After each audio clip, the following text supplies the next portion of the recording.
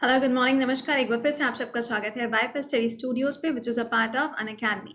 तो सुबह 8 बजे का जो टाइम स्लॉट होता है वहाँ पे हमेशा एक दिन हम लोग कोई भी जो बर्निंग इशू होता है पूरे दिन भर का उसको डिस्कस करते हैं। जैसा कि थंबनेल देख के आपको समझ में आ रहा होगा कि आज जो हम लोग बात करने वाले हैं वो थोड़ा सा यहाँ पे सन से जुड़ा हुआ है। मतलब ये जो पूरा इशू है ना, ये आपका एक जोग्राफिकल एक्टिविटी से जुड़ा हुआ है। अब इसमें क्या क्या कॉन्सेप्ट आएंगे, क्या क्या चीज़ें हैं, कौन से ऐसे टर्म्स हैं जो आपसे एग्जाम में पूछे जा सकते हैं, इन सब चीज़ों के बारे में हम लोग डिस्कस करेंगे। लेकिन उससे पहले ज़रा लिंक को जल्दी से कॉपी करो, इसको शेयर करना शुरू कर दीजिए। और ये है मेरा पूरा यूट्यूब का शेड्यूल। यूट्यूब का शेड्यूल तो ये है मैम, व्हाट अबाउट अनअकैडमी। तो अनअकैडमी का जो शेड्यूल है वो अभी हम आपको सेशन के लास्ट में बता देंगे, ठीक है। अब एक चीज़ इसमें से याद रखो सबसे इंपॉर्टेंट वाला जो है यहाँ पे session, that is a mapping section.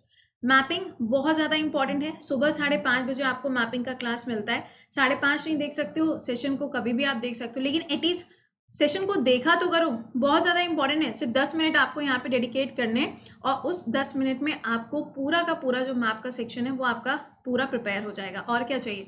इसके अलावा सुबह 7 बजे आपका मेन यहाँ पे करंट अफेयर्स का सेशन होता है, पूरा सुबह 7 बजे, 1 घंटे का, 7 से 8, ठीक है। और लास्ट में जाके आपका 4 बजे क्लास होता है, लाइव टेस्ट।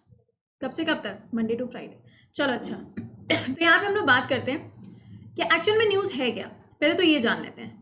तो न्यूज़ यहाँ पर ये है, इस पूरे जो पूरा ये सिनेरियो हम लोग कवर करने जा रहे हैं, इसमें सिर्फ एक ही लाइन निकल के आई है, और वो एक लाइन ये बोल रही है कि सन का जो टेम्परेचर है, सन का जो टेम्परेचर है, सूर्य का जो तापमान है, वो धीरे धीरे करके कम होता चला जा रहा है। अब आप बोलेंगे वाह मैम ये तो बहुत अच्छा हुआ, अगर ऐसा होगा तो जो टेम्परेचर राइज हो जाता है, हमारी अर्थ का जो टेम्परेचर बढ़ जाता है वो टेम्परेचर नहीं बढ़ेगा, ज़्यादा गर्मी भी नहीं होगी, तो यहाँ पे अच्छा रहेगा ना। तो हम लोग आज कवर करने वाले हैं ये पूरा टॉपिक कि एक्चुअल में ये हो क्यों रहा है, इससे यहाँ पे क्या क्या इफेक्ट होगा, हमारी अर्थ के ऊपर यहाँ पे क्या प्रभाव पड़ेंगे वो भी देखेंगे, और नॉर्मल यहाँ पे लाइफ में क्या क्या इफेक्ट पड़ेंगे वो भी हम लोग यहाँ पे पूरा कवर करेंगे। अब ये जो आपको नजर आ रही होगी ना, ये जो इमेज दिख रही है, इसमें देखो ये फ्लेयर्स निकल रहे हैं आप भी कहेंगे मैम ये फ्लेयर्स क्या होते हैं, तो ये क्या निकल रहे हैं जो आपको निकलते हुए नजर आ रहा है ना, these are the solar flares. अब ये सोलर फ्लेयर्स क्या होते हैं, सन स्पॉट क्या होता है, इन सब चीज़ों के बारे में हम लोग बात करेंगे इस पूरे कंप्लीट सेशन में। या जल्दी से लिंक को कॉपी करके शेयर मार दो। तो यहाँ पे आपको ये जो न्यूज़ का पार्ट है ये नजर आ रहा है, देखो क्या लिखा हुआ है, सोलर मिनिमम। सबसे पहला तो सवाल यही होगा कि ये सोलर मिनिमम होता क्या है, ठीक है।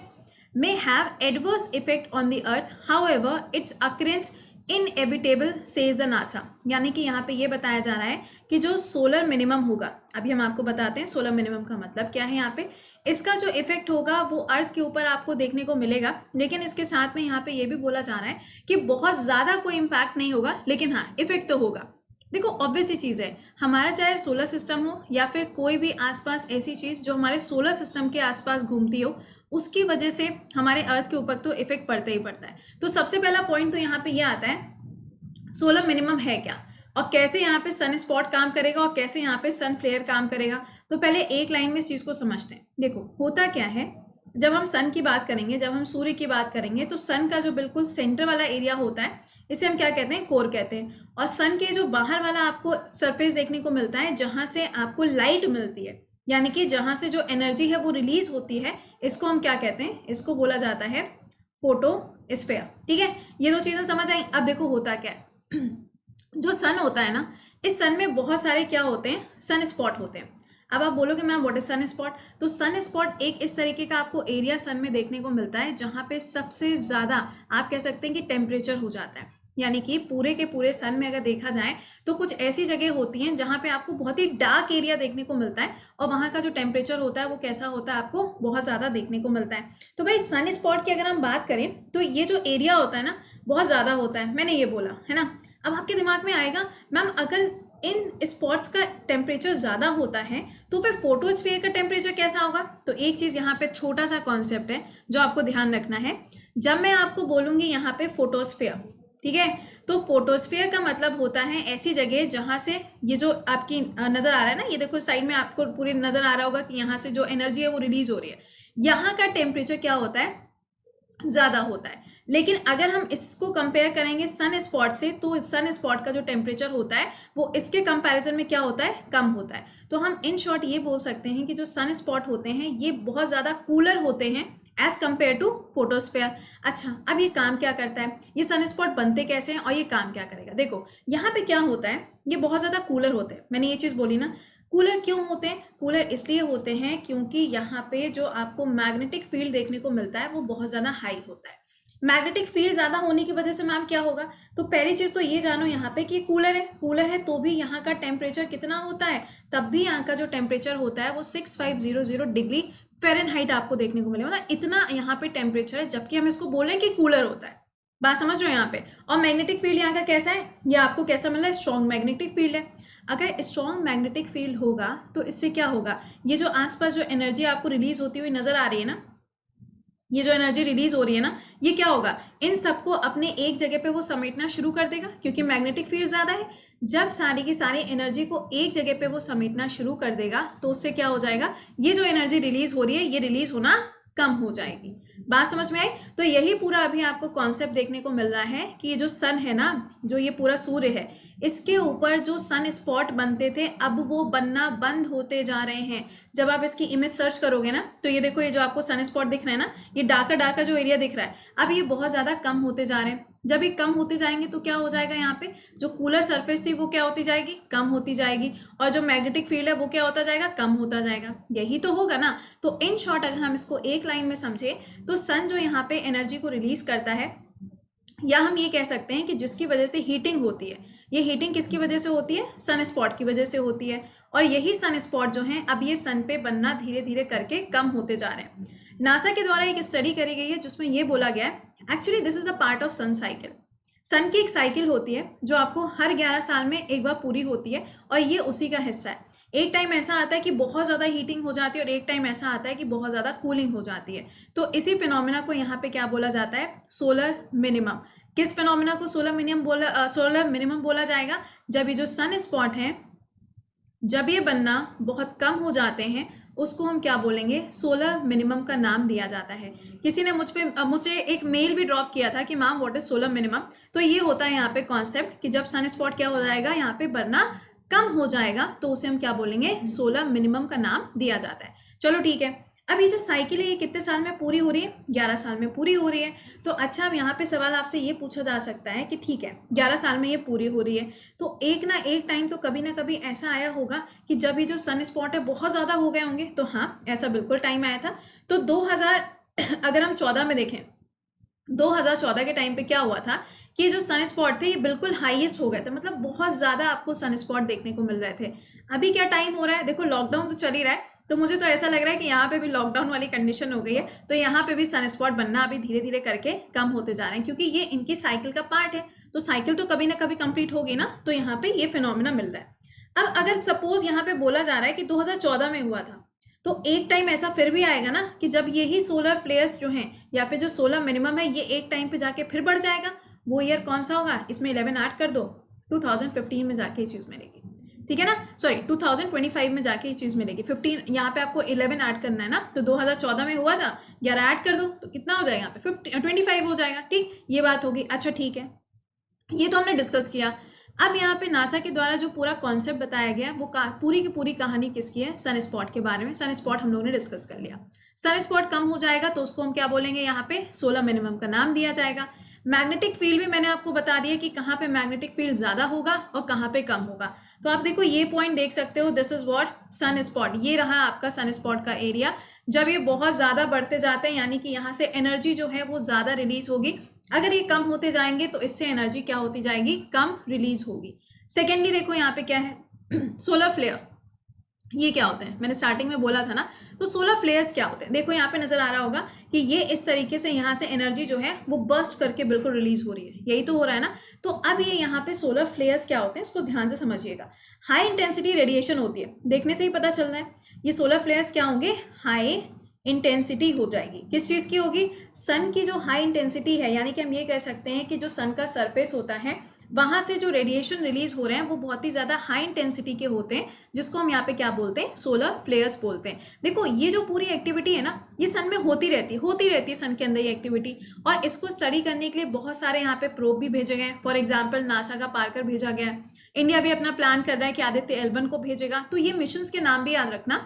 इन सबको यहाँ पे इसीलिए लगाया गया है कि सन स्पॉट कैसे क्रिएट होता है सोलर फ्लेयर कैसे काम करता है, इन सब की स्टडी करेगा कौन, ये जितने भी प्रोब वगैरह भेजे जाएंगे। ठीक है, तो ये ध्यान रखिएगा, ये हाई इंटेंसिटी की जो रेडिएशन रिलीज होती है कहाँ से, सन के सरफेस से, उसी को हम क्या बोलते हैं यहाँ पे, सोलर फ्लेयर का नाम दिया जाता है। चलो ठीक है, ये भी बात हो गई। अब मैंने यहाँ पे आपको सन स्पॉट बता दिया, सोलर फ्लेयर बता दिया, और यहाँ पे आपका ये जो सोलर मिनिमम वाला टर्म था ना, इसके बारे में मैंने आपको बता दिया। तो ये 3 टर्म आपसे एग्जाम में पूछे जा सकते हैं, डेफिनेशन के पॉइंट से पूछा जा सकता है, बी प्रिपेयर। तो अगर सिंपल पूछा गया कि सोलर मिनिमम ये जो साइकिल है ये कितने साल पे पूरी होती है, तो 11 साल पे पूरी होती है। और हाँ, ये भी ध्यान रखना कि अब ये जो टॉपिक है यूपीएससी के लिए इंपॉर्टेंट हो गया।